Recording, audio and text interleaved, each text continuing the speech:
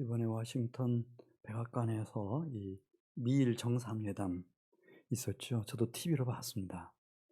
네, 조 바이든 대통령이 이 마스크를 했어요. 예. 그리 마스크 했나 보다 그랬더니 잘 보니까 이중 마스크를 했습니다. 속에는 흰색 마스크 하나 하고 또 겉에는 검정색 마스크였어요. 근데 그 바이든 대통령 지난 연말에 미국 사람들 중에서도 가장 우선적으로 거의 실황 중계하듯 했어요. 이 백신 접종하지 않았습니까? 그러니까 연말이니까 벌써 2차 접종 끝났겠죠. 예. 끝났는데도 지금 그렇게 마스크를 이중으로 하고 정상회담 합디다.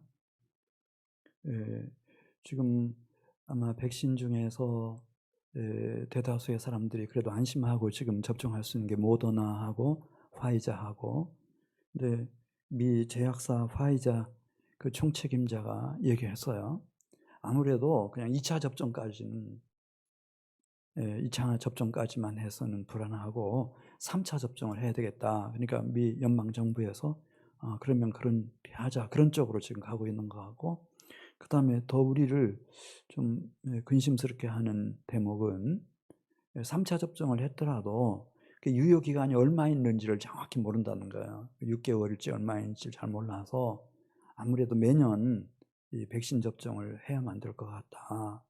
그런 얘기를 그 책임자가 직접 자기 입으로 했어요. 그래서 우리는 뭐 아직 백신 지금 접해보지도 못했는데, 그래 한 가지 아는 것은 우리가 이전에는 그냥 백신만 개발되면 그래서 뭐 1차 접종이 한 번에 이 항체가 만들어지든 두 번에 만들어지면 그냥 되는 걸로 알았는데, 그냥 이렇게 코로나에 감염됐다가 극복하신 분이 또 2차 감염이 와가지고 항체가 만들어졌겠죠. 그러니까 극복을 했겠는데 또 2차에 감염돼서 돌아가신 분들이 계시고 막 이렇게 하는 걸 보면은 이게 아까 우리 이 집사님 기도해 주셨지만 이게 간단한 게 아니구나 하는 느낌을 받으면서 이제 하나님의 보호가 필요한 시대가 왔구나, 그런 생각을 떨쳐버릴 수가 없습니다. 자, 오늘 왜 이렇게 되나?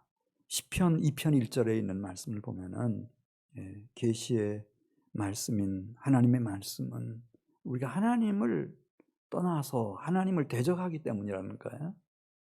그러니까 그런 바이러스가 뭐 박쥐 안에 있었던지 아니면 다른 어떤 야생동물 안에 있었겠는데, 그 하나님이 창조의 질서가 있어서 그 범위를 넘어가면 안 되는 것들이 있는데 막 누군가가 그 범위를 넘어갔고, 그래서 그 바이러스에 감염이 됐고, 그다음에 이제 사람들에게 이렇게 퍼져나가는 걸로 이제 전문가들이 얘기하는데, 오늘 시편 2편 1절부터 있는 말씀을 보면은 이제 그 근본적인 원인을 이렇게 말합니다.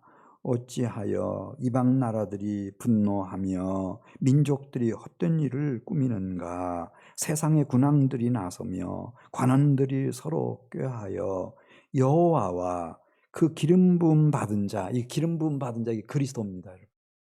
그리스도가 여기서 나왔습니다.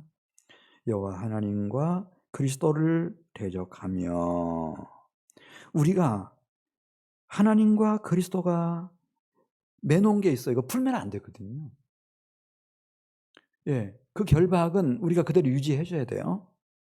그런데 우리가 뭐 문명화라고 하는 이름으로, 뭐 자유화라고 하는 이름으로 무슨 명분을 붙이든 말이죠. 그 맨 것을 끊고 결박을 풀어버렸다는 거예요. 그러면 안 되는데.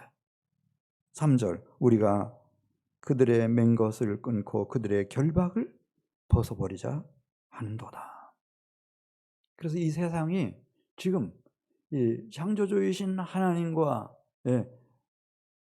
다른 방향으로 가고 있다는 거예요. 대적하고 막 분노하고 헛된 일을 도모하고. 그러니까 이 지구상에서 인구가 제일 많은 나라 중국, 경제 성장률이 제일 높은 나라 중국, 얼마나 힘이 있어요. 또 공산주의 국가니까 얼마나 힘이 막 입법, 사법, 행정, 경찰 모든 권한을 딱 쥐고 있잖아요. 그러면은 우리 생각에는 대국이니까, 대국 중에 대국이니까 하나님의 뜻을 잘 받들 것 같지만은 우리가 홍콩 사태 보면은 그러지 않죠. 막 힘으로 밀어붙이는데 예, 시위대 중에 한 사람이 막 벽돌을 던졌다. 그러면 거의 중형, 10년 가까운 형을 막 때리고 숨도 못 쉬어요. 숨도 못 쉬어요. 아주 많은 뜻 있는 사람들이 대만으로 망명하고 또 우리는 군대의 힘이 막강하면 참 좋겠다 그렇게 생각하지만은 미얀마 군대 얼마나 힘이 막강해요? 아마 가장 막강한 것 같아요. 그러니까 쿠데타를 해놓고는 시위대 지금 726명 얼마 전 통계 보니까 그렇게 총으로 쏴서 죽였다는 거예요. 힘이 있으니까. 또 미국 같은 나라는 경찰이 힘이 있거든요. 경찰이 힘이 있어요. 경찰의 힘이 아주 막강해요. 그러니까 뭐 흑인 조지 플로이드 같은 사람들 질식사하고 13살짜리 라틴계 소년 그냥 사살해 버렸어요. 물론 그때 특별한 상황은 있었겠지만은 또 뭐 전기 충격기를 사용한다고 하던 게 그냥 권총을 뽑아가지고 쏴가지고 심장을 관통해서 죽고 이런 일들.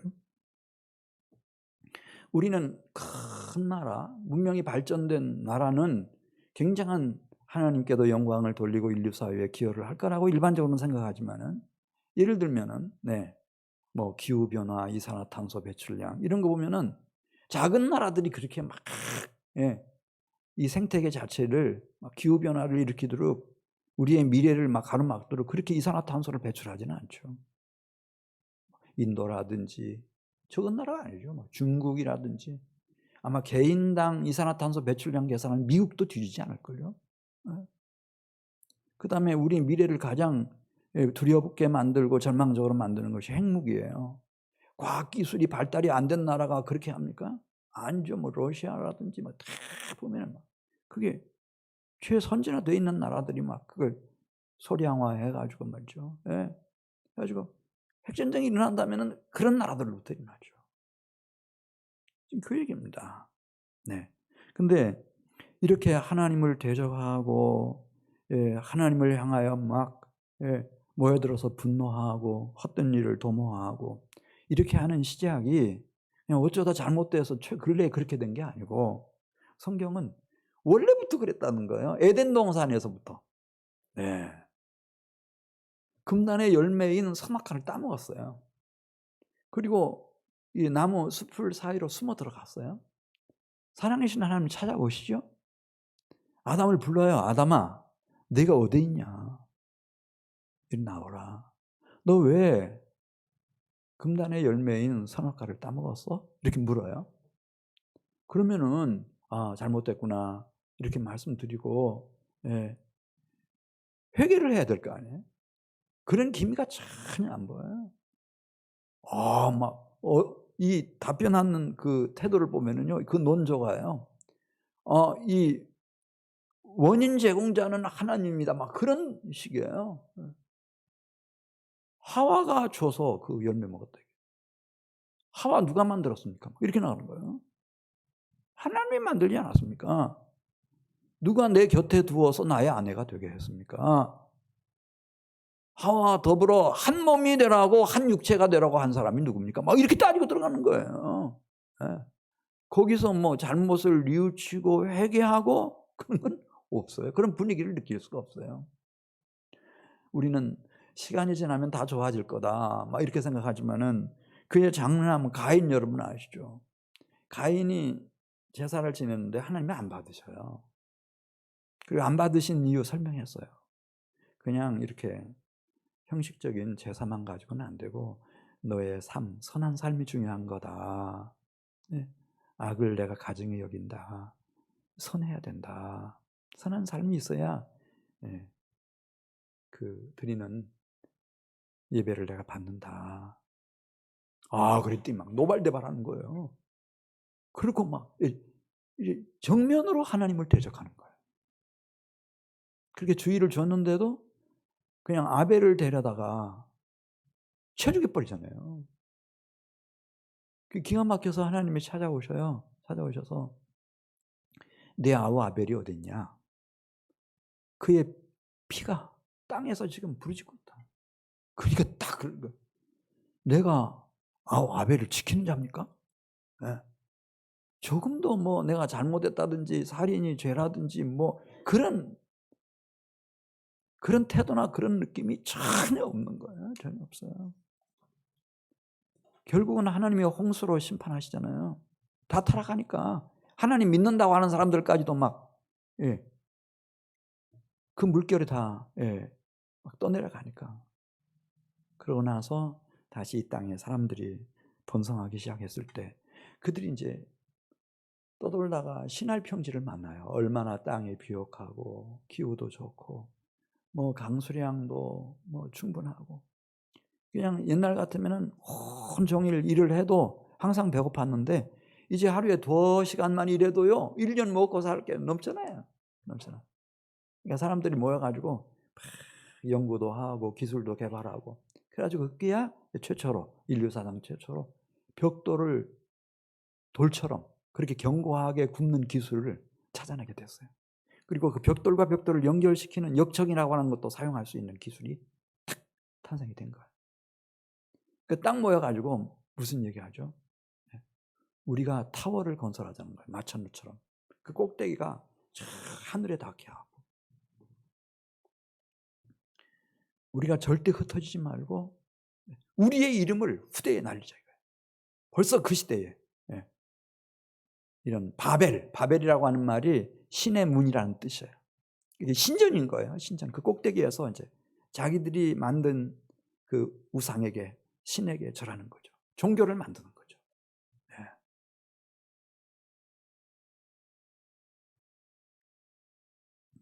그 바벨론이 어디까지 가는가? 이 세상 끝까지 가요. 요한계시록 이 세상 오메가 포인트까지 바벨론 제국. 거기에는 막 온갖 더러운 영들과 귀신들로 꽉 차 있죠. 경제적으로는요 없는 게 없어요. 뭐 금은 보석 막 넘쳐납니다. 포도주도 시시한 건 거기서 거래 안 돼요. 최고급 포도주를 다 거래되고 거기하고 손을 잡아야 총독자리라도 하나 얻고 조그마한 서국의 왕도 될 수 있고 다 그런 거예요. 거기서 다 나와요. 뭐 비단 뭐 온갖 종기 거기 다 모이잖아요. 이 바벨론 음녀 수많은 사람들의 영혼과 마음을 다 앗아가는. 천년 왕국이 도래했는데도요. 네. 공중권세 잡은 옛뱀 사탄 마귀가 끝까지 잠깐 풀려나니까 또 반역 일으키잖아요. 해변의 모래 같은 사람들을 이끌고 와가지고 성도들을 공격하고 하나님의 교회 성전을 막 에워싸고 포위하고 끝까지 가요. 끝까지.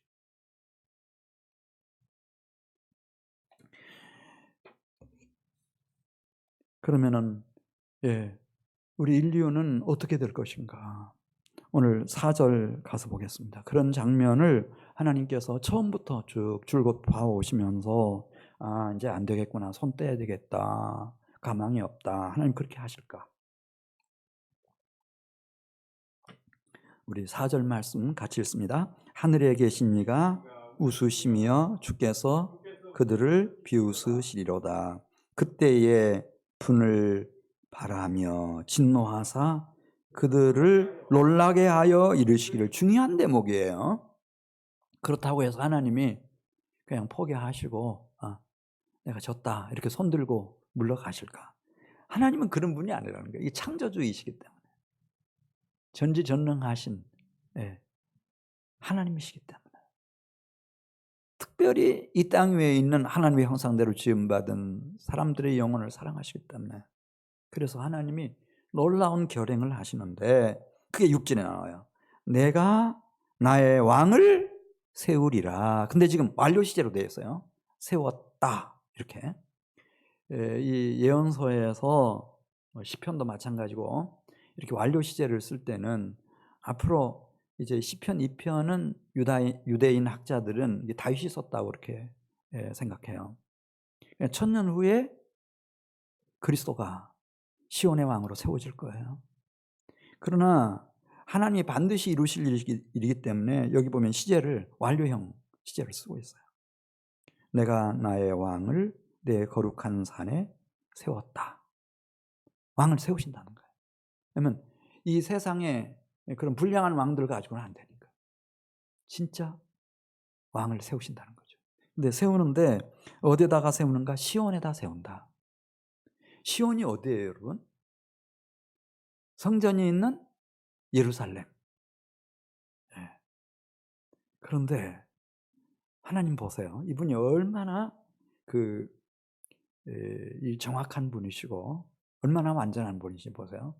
그 예루살렘을 선택할 때 그냥 어쩌다가 예루살렘에다가 뚝딱 그렇게 성전을 지은 게 아니잖아요. 다윗이 자신도 모르는 사이에 교만한 마음을 가지고 이렇게 하다가 하나님을 진노하게 했고 막 전염병이 그때도 돌아가지고요. 막 얼마나 많은 사람들이 막 쓰러지는지 죽는 사람도 많고. 그때 다윗은 성군이었기 때문에 자신을 돌아보죠. 이게 뭐 누구 책임이다 그렇게 하지 않고 그리고 철저하게 회개하면서 회개의 제단을 쌓게 돼요. 그래서 하나님 앞에 그것도 물어요. 어느 곳에다가 회개의 제단을 쌓을까요? 그때 하나님이 알려주셔요. 너 우라우나 그 아라우나의 그 타작마당 거기에서 이 회개의 제단을 쌓아라. 오르난이라고도 하죠. 그래서 금 600을 주고 그 아라우나의 타작마당을 사드립니다. 거기에 제단을 쌓아서 이 속죄의 제단을 속죄의 제사를 주님 앞에 드리죠. 그리고 그게 연락이 됐어요. 그래서 재앙이 그쳤습니다. 근데 사실은 그 다윗이 그렇게 하기 전 1000년 전에 그 바로 아라우나의 타작마당은 믿음의 첫 번째 조상인 다윗이 순종의 제사를 드렸던 곳이에요. 누구를 순종의 제사로 드렸나? 이삭을. 모리아 제단을 쌓았던 장소예요. 그리고 히브리서에 보면은 창조주이신 하나님이 원래 팔레스타인을 선택하셔요. 왜냐하면 이렇게 동편으로는 여러분 아시는 대로 이제 그 아시아가 있고, 그 다음에 남쪽으로 내려가면은 아프리카가 있고, 서쪽으로 가면 유럽이 있는데 꼭지점이거든요. 꼭지점 중에서 가장 빼어난 그 터가 바로 훗날 믿음의 첫 번째 조상인 아브라함이 순종의 제사를 드렸던 모리아산 제단을 쌓았던 장소예요. 바로 그 자리예요. 그러니까 하나님이 처음에 설계하실 때도, 근데 히브리서에 보면 그 설계를 그리스도께서 하셨다는 거예요. 이 땅에 그리스도의 나라를 세우시려고. 그분이 하늘에 있는 것, 땅에 있는 것들을 창조하셨는데 그때 그분이 다 마음속에 두고 계셨어요. 그 시온에. 자, 우리 6절 말씀 다시 읽습니다. 내가 나의 왕을 내 거룩한 산 시온에 세웠다 하시리로다. 그래서 이 왕이 오고 나면 스가랴 선지자는 스가랴 8장 3절에서 그 성은 인류 사회를 위한 만군의 여호와의 산, 성산이 될 것이고, 그래서 거기 찾아가는 사람들한테 성지 순례 간다 그렇게 세상 사람들이 말할 것이고, 그 시온을 통해서 그 성이 진리의 성읍이기 때문에 거기를 중심으로 해서 다 하나님의 종 선지자들이 배출될 것이고 구약 성경이 완성될 것이고 그분이 오심으로써 그분의 사도들이 일어나서 최초의 교회를, 음부의 권세가 이기지 못할 교회를 탄생시킬 것이고 그 사도들이 신약 성경을 완성해낼 것이고 인류 사회의 그 성경이 다 복음이 전해져서 그 성읍은 예루살렘은 진리의 성읍이라고 일컬음을 받을 거다. 그렇게 다 예언해 놨어요. 그 시온에 임하시는 왕은 스가랴 9장 9절에 있는 말씀을 보면요, 이 세상의 세속의 왕들하고 달라서 이 왕은 공의의 왕이라는 거. 이 세상에 공의의 왕이 어디 있어요?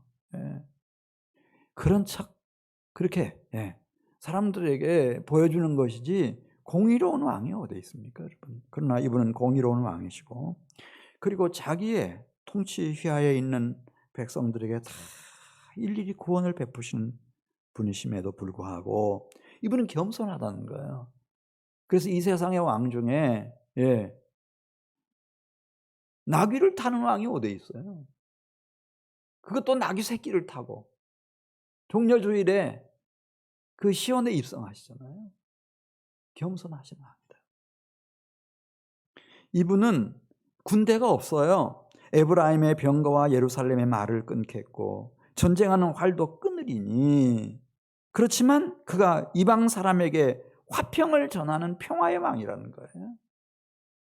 여러분, 경찰도 없고 군대도 없는 그런 왕이 어디 있어요? 근데 이분은 그러면서 평화의 왕이시고, 10절에서 그분의 통치는 그냥 조그만 한 부분을 뭐 로마 제국의 황제처럼 무슨 이 바벨론이나 아수르 제국의 황제들처럼 한 조그만 부분을 통치하는 것이 아니라 그분의 통치는 바다에서 바다까지 이르고 유브라데 강에서 땅끝까지 이른다는 거예요. 중동을 넘어서 막 유럽으로, 대서양을 넘어서 아프리카 대륙으로, 저 남쪽 오세아니아주로, 태평양을 건너가지고 막 아시아로, 막 전 세계로 막 이분의 통치의 영역이 막 퍼져나간다는 거예요. 신기하지 않아요, 여러분? 경찰도 없고 군대도 없는데 평화의 왕이기 때문에 그렇다는 거예요. 오늘 8절 말씀 보겠어요. 2장 8절. 거기도 그렇게 나오잖아요. 내게 구하라. 내가 이방 나라를 내 유업으로 주리니. 내 소유가 어디까지 이른다고 그랬어요? 땅끝까지 이르는 거예요. 어디를 가도 그분의 교회가 다 있죠. 그분의 백성들이 다 있는 거예요. 이렇게 어려운 시기에도 아까 찬양하는 거 들으셨잖아요. 이런 아름다운 찬양이 막 울려 퍼지는 거예요. 여기저기에서 할렐루야.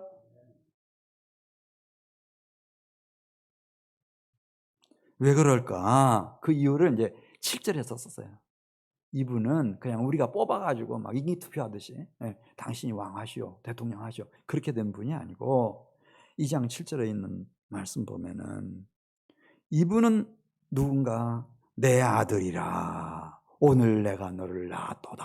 하나님이 그렇게 말씀하시는 하나님의 아들 시온의 왕이라는 거죠. 이게 다른 거예요. 근본이 달라요. 근본이 달라.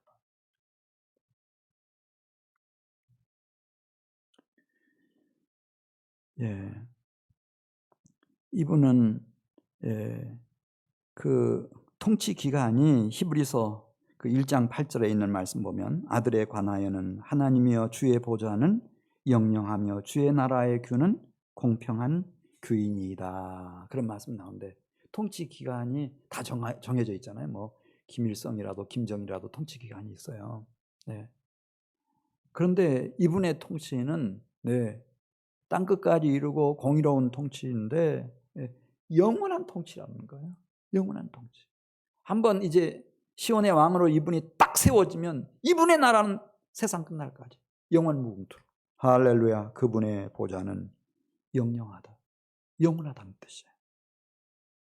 이런 분이 이제 자기 백성들의, 어린 양 같은 자기 백성들의 목자가 되신다는 거예요. 각각 목자가 되시고, 그것도 선한 목자가 되셔서 각 사람을 인도해 주시기 때문에 놀라운 일이 일어나죠. 도둑이 오는 것은 도둑질하고 죽이고 멸망시키려는 것뿐이요, 내가 온 것은 양으로 생명을 얻게 하고 더 풍성히 얻게 하려는 것이라. 나는 선한 목자라. 선한 목자는 양이 꼭 필요하다면 그 어린 양을 위해서 자기 목숨을 내놓는다는 거예요. 어린 양을 살리려면 막 사자가 지금 물고 가니까 사자하고 싸워가지고 그 어린 양의 생명을 구해내면은 구해내야 된다고 할 것 같으면 말이죠. 자기 목숨을 걸고 싸워가지고 구해낸다는 거죠. 그 대가가 아무리 커도 십자가 위에 달리는 일이라도, 자기 영혼을 속건제물로 바치는 일이라도 주저함이 없다는 거예요. 그런 선한 목자라는 거예요. 또 이분은 히브리서 5장 5절부터 있는 말씀을 보면은 하나님이 가장 기뻐하시는 완전하시고 영원하신 큰 대제사장이셔요. 그래서 하나님이 뭐 나를 아무리 가증히 여기시고 나를 싫어하신다 하더라도 얼마든지 하나님 앞에 나아가서 나를 소개하는 거죠. 아버지 하나님께.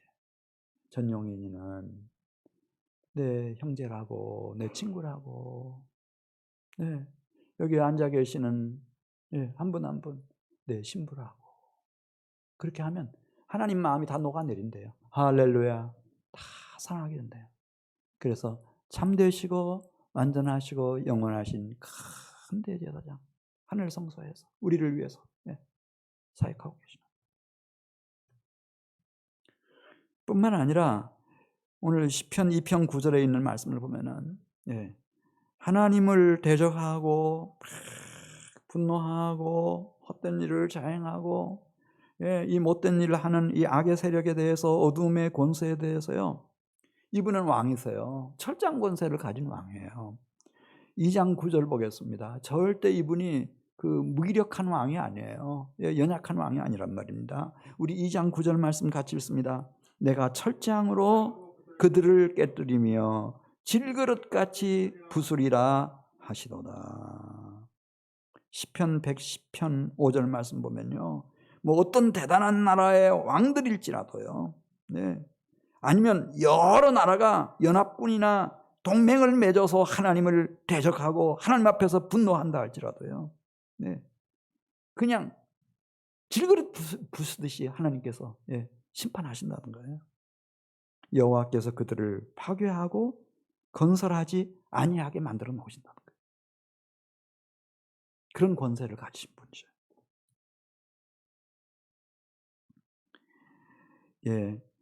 그런데 그러면 굉장히 포악한 분인가 이렇게 생각할지 모르지만 어떻게 그렇게 하시나, 요한계시록 2장 25절에 있는 말씀을 보면은 시간 관계상 요한계시록 19장 14절 이렇게 말씀하고 있습니다. 하늘에 있는 군대들이 희고 깨끗한 세마포 옷을 입고 백마를 타고 이 천군 천사들이 그분을 따르는 거예요. 근데 이분이 어떻게 만국을 치고 굴복시키는가? 자기 입에서 나오는 예리한 검, 말씀의 검이라는 거예요. 진리로 통치하시는 거예요. 이 태초에 땅이 공허하고 혼돈했을 때 이 말씀으로 천지를 창조해내신 것처럼, 이 질서정연한 우주세계를 만들어내신 것처럼 그렇게 하신다. 진리의 말씀으로. 그래, 이제 우리가 사도행전 13장 가서 보면 이방의 대사도인 사도 바울, 그리고 2장 가서 보면은 또 수제자였던 사도 베드로 똑같이 얘기해요. 하나님이 이렇게 에덴 동산에서부터 언약을 맺으셨다는 거예요. 아담과 언약을 맺으시고, 아브라함과 이삭과 야곱과 언약을 맺으시고, 노아와 또 언약 맺으시고, 뭐 이렇게 쭉 모세를 통해서 언약을 맺으시고, 그리고 다윗을 통해서 언약을 맺으셨는데, 그 언약의 콘텐츠가 뭐냐? 그것은 하나님이 시온에 세우실 왕이라는 거예요. 그리스도. 그것을 13장 22절에서 얘기해요. 근데 이 왕이 그냥 이 세상 영화나 권력이나 탐하는 그런 왕이 아니고 그냥 가장 낮은 곳에 들어가셔서 고난받는 종으로서 나의 모든 약함, 나의 실수와 허물과 죄 도말하시고 용서하시기 위하여, 그리고 끝내 의롭게 온전하게 세우시기 위해서 모든 고난, 십자가에서 죽기까지 받으시고 실제로 묻히시고 3일 만에 다시 살아나시고 하늘 보좌에 올라가셔서 하늘 보좌 우편에서 사역하고 계시는 영광의 주님, 그 주님. 그래서 누구든지 그분을 믿고 그분께로 돌아오면, 베드로전서 1장 3절에서 이렇게 정리했어요. 이제 천천히 들어보시면 이 말씀이 이해 갈 수 있겠어요. 한번 제가 천천히 읽겠어요. 한번 들어보세요. 우리 주 예수 그리스도의 아버지 하나님을 찬송하리로다. 그분의 많으신 긍휼대로 예수 그리스도를 먼저 죽은 자 가운데서 부활하게 하심으로 말미암아 이 예수님을 회개하고 믿는 각 사람의 마음, 우리 심령 속에서 거듭남이 있게 하시고, 이 심령의 중생을 말해요. 심령의 부활. 이것이 일어나요. 이것이 일어난 사람들은 부활의 산소망을 잉태해요. 그리스도께서 강림하실 때 우리도 그리스도와 같은 신령한 몸으로 갈아입고, 영광 중에 들어가서 그분의 신부로 그리스도를 맞이하겠구나. 신랑이신 그리스도를 맞이하겠구나. 이 산소망이 있게 하시며, 썩지 아니하고 더럽지 아니하고 쇠하지 아니하는 유업, 천국의 유업이죠. 하늘 유업을 있게 하시나니 곧 너희를 위하여 하늘에 간직해 놓으신 것이라. 이렇게 말씀했어요. 이 하나님의 아들 그리스도를 시온의 왕으로 딱 세우시는 거예요. 그러니까 참 에덴 동산에서 내가 여자의 후손을 보내겠다. 창세기 3장에 15절에 말씀하신 거나, 또 아브라함한테 내가 내 씨로 말미암아 천하 만민이 복을 얻게 하겠다. 또 야곱에게 내 자손이 이렇게 될 거다. 또 다윗에게 내 자손이, 그렇게 다 말씀한 것은 결국 한 주제를 얘기하고 있는 거예요. 그건 하나님이 시온에 세우실 하나님의 아들 왕 그리스도 예수입니다. 그리스도 예수. 자, 제가 두 가지 말씀드렸어요. 하나는 우리는 그냥 정부가 하는 일이니까, 국가가 하는 일이니까 아주 강성한 나라들이 이 문명이 발달된 선진국가들이 하는 일이니까 우리는 다 잘하고 있겠지 이렇게 생각할지 모르지만, 하나님의 말씀인 이 성경은 그렇지 않다. 처음부터 하나님과 그리스도를 대적하고 그분 앞에서 분노하고 헛된 일들을 꾸미고 무슨 선진 문명이 됐든 인간의 자유화가 됐든 어떤 구실을 붙이든지 하나님을 거스리고 대적하는 쪽으로 지금까지 왔고 또 갈 거다.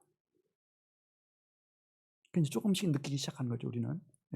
이게 잘하고 있는 것 같기는 한데 뭐가 좀 이상하다, 이런 느낌. 그래서 오늘 결론. 시편 2편 10절로 가겠습니다. 이 세상에 와서 내가 모든 경쟁자들을 따돌리고 내가 시장에 대통령에 당선이 됐구나. 이런 군왕들 또 최고 중요한 재판장이 됐다. 그 재판관들 그것 가지고 자만하지 말아라. 10절 같이 읽습니다. 그런즉 군왕들아 너희는 지혜를 얻으며 세상의 재판관들아 너희는 교훈을 받을지어다. 여호와를 경외함으로 섬기며 떨며 즐거워할지어다. 하나님으로부터 오는 신령한 지혜와 교훈을 너희들이 깨우치라는 거예요. 깨우쳐라. 하나님이 살아계시고 하나님이 필경은 시온에 하나님의 아들 그리스도를 왕으로 세웠다고 하는 이 진리, 이걸 받아들이라는 거예요. 그러니까 재판관이 됐든 재판장으로서 아니면 군왕이 됐다 할지라도 이분을 거스려서는 안 된다는 거죠.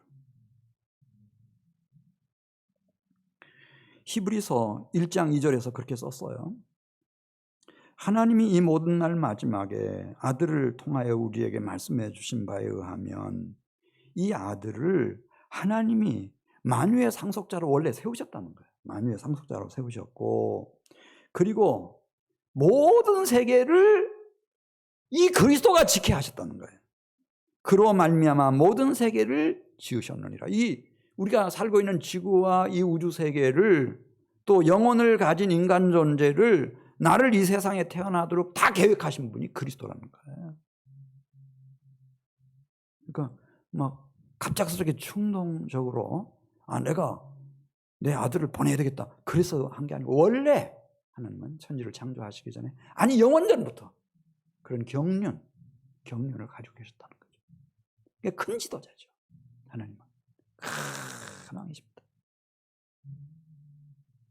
다니엘이라고 하는 선지자가 예수께서 오시기 오래전에 이분에 대한 환상을 봐요. 환상 중에 보니 인자 같은 분이, 여기서 인자 같은 분은 그리스도를 말해요. 예수님이 당신 자신을 인자라고 그랬잖아요. 하늘 구름을 타고 올라와요. 부활하시고 후에 승천을 하시는 거죠. 옛적부터 항상 계신 분 앞에 인도됐는데 그 옛적부터 항상 계신 성부 하나님이 이 그리스도에게, 부활 승천하신 그리스도에게 뭘 주어요? 뭘 주는지 거기 다니엘이 썼어요. 그에게 권세와 영광과 나라를 주고 모든 백성과 나라들과 다른 언어를 말하는 모든 자들이 그분을 섬기게 하였으니 그분의 권세는 소멸되지 아니하는 영원한 권세요. 그의 나라는 멸망하지 아니할 영원한 나라라는 거예요. 그분의 아들의 나라가 영원한 나라. 놀라운 얘기 아니에요. 우리는 그런 권세나 그런 나라를 지금까지 본 바가 없으니까요. 이것을 히브리서 12장 28절에서 따라서 하세요. 흔들리지 않는 나라. 흔들리지 않는 나라라고 그랬어요. 이 세상의 모든 나라는 다 뒤흔들고 있죠. 무너지는 건 시간 문제예요. 히브리서 12장 28절. 그러므로 우리가 흔들리지 않는 나라를 받았은즉 은혜를 받자. 다른 길 없다 이거예요. 거룩하신 하나님은 이 세상에 거짓된 것들은, 악한 것들은, 음란한 것들은 소멸하는 불로서 살라버리시니까. 그 고대사를 공부하는 그 역사가들이 가면요, 삼국시대 이전에 이 한반도예요. 산 넘어 골짜기마다 다 왕이 하나씩 다 있었대요. 왕이 뭐 70명도 넘고 100명도 넘고 그랬대요. 옛날에 다 왕들이었대요. 근데 누가 왕이었는지도 모르죠. 무슨 나라가 있었는지도 잘 몰라요. 우리는 기껏 삼국시대 정도부터 뭐 고조선 이렇게 하면서 배우는데 지금 그 얘기예요. 이 세상 나라는 다 흔들리는 나라다. 그러나 주께서 우리를 그리스도 안에서 선택하시고 이렇게 불러주신 것은 흔들리지 않는 하나님의 아들 그리스도가 시온의 왕으로 통치하시는 그분의 나라를 위해서 우리는 부름받았다. 네. 자, 오늘 마지막 절 12절입니다. 그럼 어떻게 해야 할까?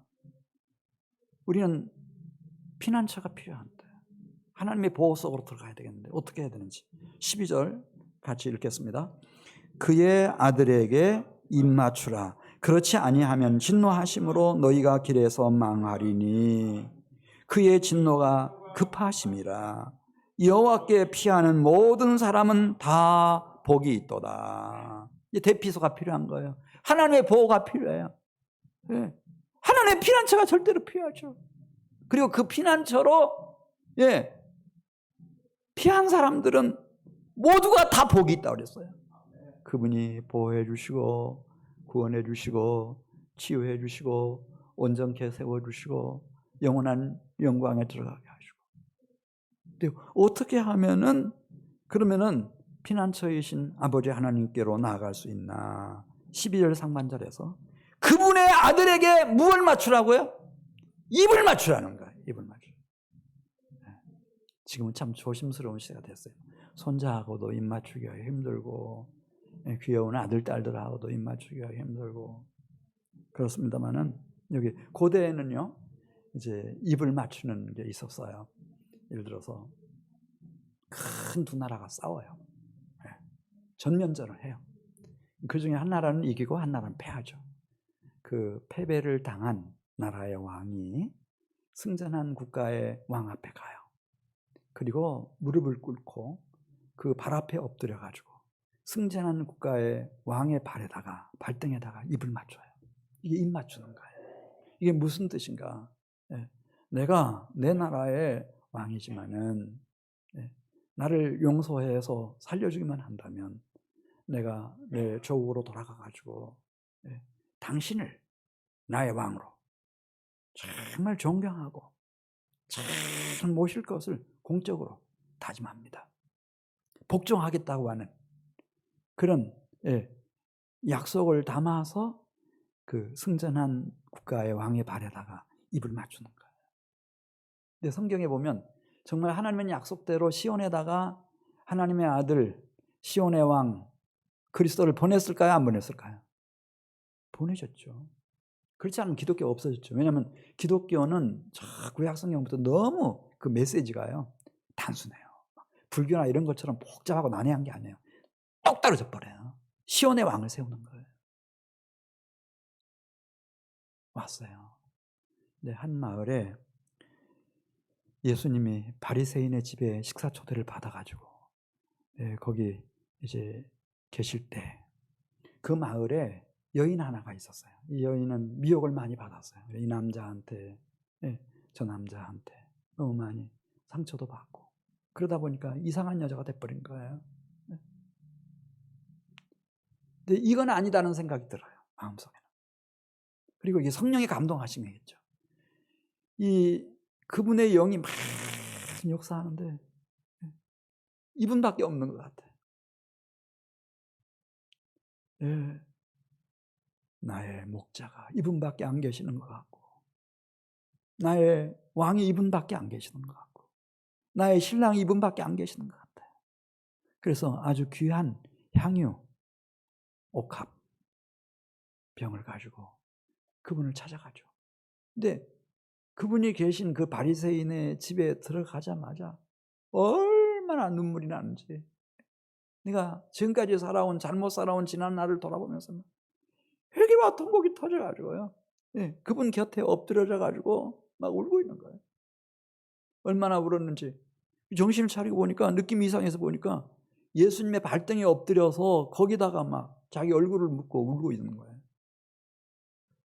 놀래서 보니까 자기 눈물, 콧물이 막 예수님의 발등을 다 적셨어요. 이 여인이 어떻게 하죠? 자기의 머리카락으로 예수님의 발등을 닦아드립니다. 그리고 입을 맞추죠. 입을 맞춰요.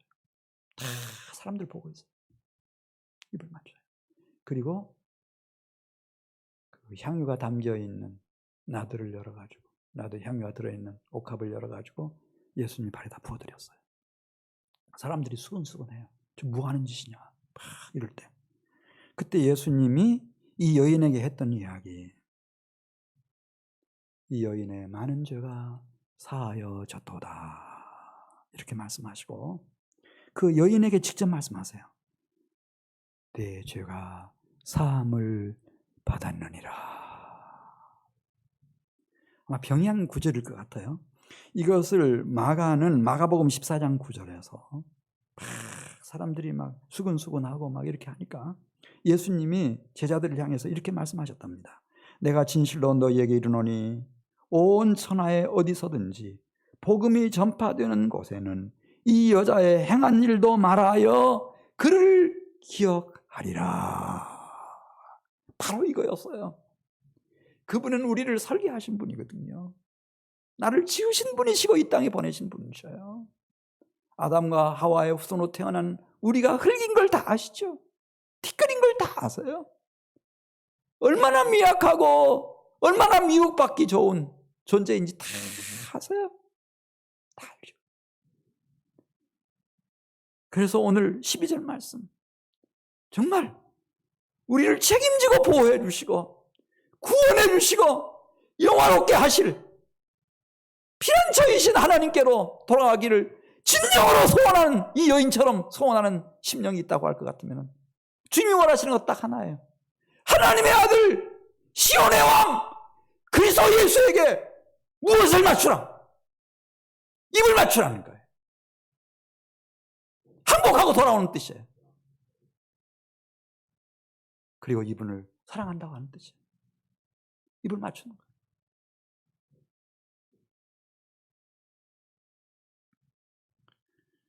주님이 우리를 선택하셨고 여기까지 인도해 오셨는데 주님이 바라는 건 다른 거 없어요. 내가 주님 앞에 나와서 어떻게 지난날 미혹당해서 잘못 살았는지 돌아보면서 뜨거운 눈물로 회개하고 발등을 다적시고 그리고 내 머리카락으로 발등을 씻겨드리고 존경의 뜻입니다. 입을 맞추고 사랑의 표시입니다. 그리고 준비해온 귀한 향유 옥합 부어드리는 겁니다. 섬기는 겁니다. 그러면 됩니다. 주님 다른 공을 하시지 않습니다. 우리 같이 기도드리겠습니다.